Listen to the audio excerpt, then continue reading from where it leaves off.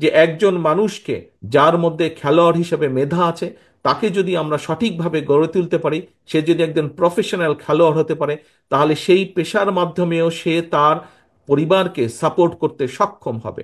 ঠিক একইভাবে আমরা যদি একজন ভালো সাংস্কৃতিক প্রফেশনাল সাংস্কৃতিক কর্মীও গড়ে তুলতে পারি, তাহলে সে সংস্কৃতির মাধ্যমে হতে পারে সে একজন বাদ্যযন্ত্রের সাংস্কৃতিক হতে পারে, সে একজন ভালো নাচ করতে পারে, সে ভালো গান গাইতে পারে, একজন খেলোয়াড় সে ফুটবলের হতে পারে, সে ভলিবলের হতে পারে, বাস্কেটবলের হতে পারে, ক্রিকেট প্লেয়ার হতে পারে।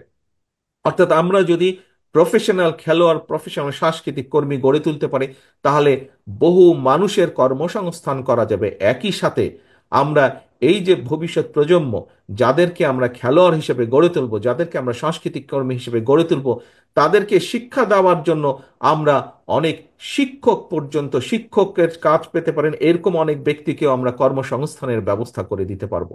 কাজেই আসুন, আজকে শুধু ডাক্তার ইঞ্জিনিয়ার আমরা গড়ে তুলব, মেধাবী ডাক্তার ইঞ্জিনিয়ার আর্কিটেক্ট গড়ে তুলব, পাশাপাশি আমরা আগামী দিনের জন্য আমাদের দেশের মানুষের ভিতর থেকে, ভবিষ্যৎ প্রজন্মের ভিতর থেকে যাতে আমরা প্রফেশনাল খেলোয়াড় প্রফেশনাল সাংস্কৃতিক কর্মীও গড়ে তুলতে পারি, সেই লক্ষ্যে যাতে আমরা সফল হতে পারি, সেই প্রত্যাশা আমি আপনাদের সকলকে সাথে নিয়ে সেই প্রত্যাশা রাখতে চাই। আমরা স্বৈরাচার মুক্ত করেছি দেশ, দেশের মানুষ স্বৈরাচারকে বিদায় করেছে এই দেশ থেকে।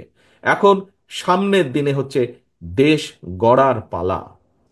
প্রিয় ভাই বোনেরা, বাংলাদেশে প্রায় 18-20 কোটি মানুষ।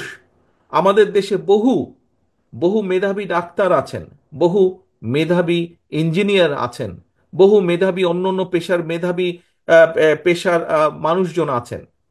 বাট কিন্তু আমি মনে করি একজন রাজনৈতিক কর্মী হিসাবে, এই দেশের একজন সন্তান হিসেবে, বাংলাদেশের সন্তান হিসেবে আমি মনে করি আমাদের শুধু মেধাবী ডাক্তার